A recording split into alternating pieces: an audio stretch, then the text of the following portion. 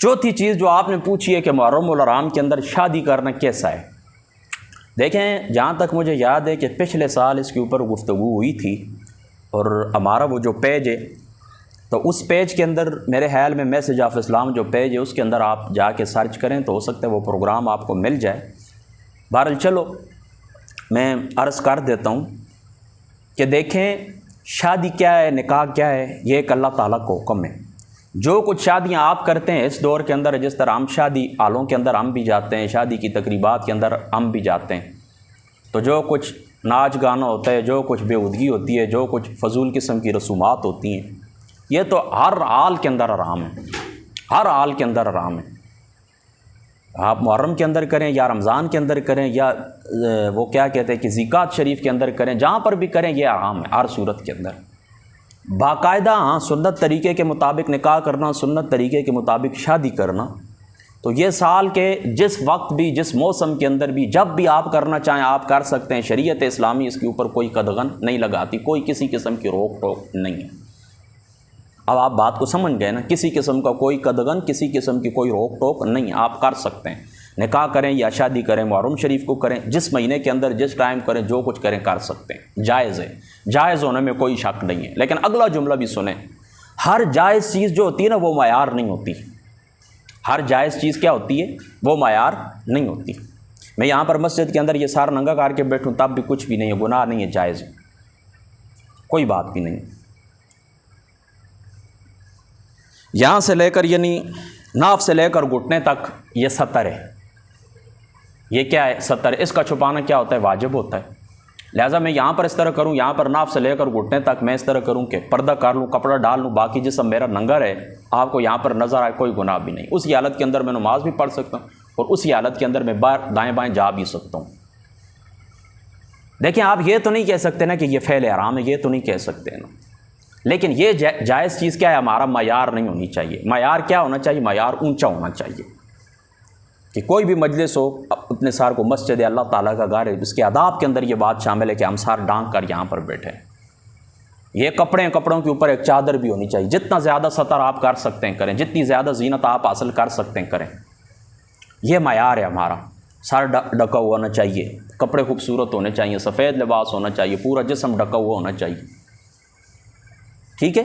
तो सिर्फ जायज़ चीज़ के ऊपर बंदा ना रहे ना कि उसको बंदा रुखसतों के ऊपर अमल करते रहे और जवाज़ को बंदा मायार बना ले, उसके ऊपर हमले पैरा हो जाए, नहीं, इस तरह नहीं। देखें, एक बात है, हमारे एक उस्ताद जी हैं मुफ्ती हनीफ कुरैशी साहब, आपने एक दिन बड़ी प्यारी बात मजलिस के अंदर कही थी, वही मैं आपको सुना देता हूँ। मैं जब आपको कह रहा हूँ ना कि निकाह जिस वक्त आप करना चाहें, शादी करना चाहें, कर सकते हैं, जायज़ होने में कोई शक नहीं है। देखें, घर के अंदर आपकी बहन है, बेटी है, माँ है, अजीज़ रिश्तेदार हैं, कोई शख्स भी है, वो बीमार पड़ा है, वो क्या है, बीमार पड़ा है। तो अब इस तरह है कि उसकी बीमारी के अंदर, यानी वो बीमार पड़ा हुआ है ना, उसी दौरान आप इस तरह करें कि निकाह कर लें, या वो फोत हो चुका है, घर के अंदर वालिद वालदा, मासी फूफी कोई भी है, उसकी वफात हो चुकी है। अब आप क्या करें कि वहाँ पर निकाह करें, कोई मना करता है निकाह, कोई कह सकता है कि नहीं हुआ है या नाजायज़ है, गलत है ना, कोई कह सकता है, नहीं कह सकता। लेकिन क्या आप इस तरह करेंगे, नहीं करेंगे। आप कहेंगे कि ये मौसम नहीं है, ये बात आदाब के ख़िलाफ़ है, कुछ दिन गुजर जाएं।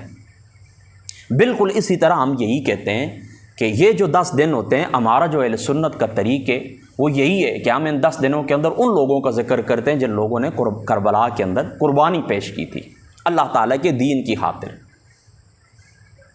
यजीद जैसे फासिक, फाजिर और बेईमान किस्म के शख्स के सामने कुर्बानी दी थी। तो हम क्या करते हैं, इन दिनों के अंदर उनका जिक्र करते हैं, उनके अखलाक को, उनकी कुर्बानी को, उनके फ़ज़ाइल को लोगों के सामने बयान करते हैं, उनके ज़िक्र फ़िक्र के लिए महफ़िलें सजाते हैं, उनके इज़ाल सवाब के लिए महफ़िलें सजाते हैं। तो ये 10 दिनों के अंदर ये मामलात होने चाहिए, शादियाँ नहीं होनी चाहिए। और ये जो नवासिब है ना, उनके साथ तशब्बुह भी है। यानी मैं आपको पहले बता चुका हूँ कि एक गिरोह का ये तरीका है कि वो इस तरह करते हैं कि मुहर्रम शरीफ के अंदर वो दूसरी हाथ के ऊपर चले जाते हैं। बाकायदा इसके तारीख़ के अंदर जिक्र मौजूद है। बहरहाल चूँकि मैंने उन चीज़ों की तरफ जाना नहीं है, नहीं आज का ये हमारा मौजू है, नहीं ये मैंने इस तरफ बढ़ना है, तो ये चीज़ आप ज़हन के अंदर रख लें पक्की पक्की। अब बात आप समझ गए ना। तो इन 10 दिनों के अंदर आपने क्या करना है, इन 10 दिनों के अंदर आपने शादियाँ नहीं करनी, निकाह नहीं करने। हाँ 10 दिन गुजर जाए उनकी साल सवाब के लिए कर लें, फिर उसके बाद अब समझ गए ना। तो जवाज़ के अंदर कोई शक शुबे की गुंजाइश नहीं है। बहरहाल मुस्ताब यही है, अच्छा बेहतर तरीका यही, आदाब में से यही है।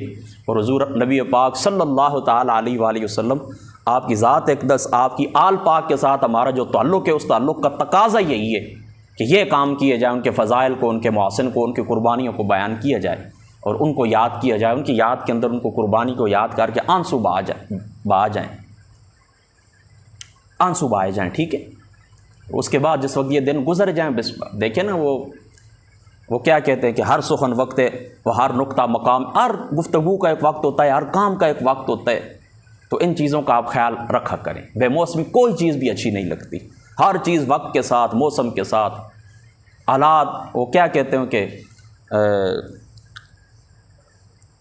रस्में कि मुझे अब ज़हन से एकदम उतर गया कि रस्म दुनिया भी है, रस्म दुनिया भी है, दस्तूर भी है, तकाज़ा भी है, इस तरह के कुछ, चलो बहरहाल रह अब ज़हन से वो एकदम नहीं स्केप हो गए, वो अल्फाज नहीं आ रहे।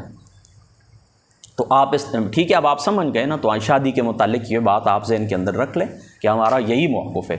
जवाज़ का हम ये नहीं कहते कि आराम में नहीं होता, लेकिन ये अल्लाह ताला और उसके रसूल पाक सल्लल्लाहु ताला अलैहि वसल्लम और हुज़ूर की ज़ात अक़दस, हुज़ूर की आल के साथ हमारे ताल्लुक़ का तकाज़ा यही कि यह दिन उन लोगों की याद के अंदर बसा किए जाए। हर चीज़ का एक वक्त होता है।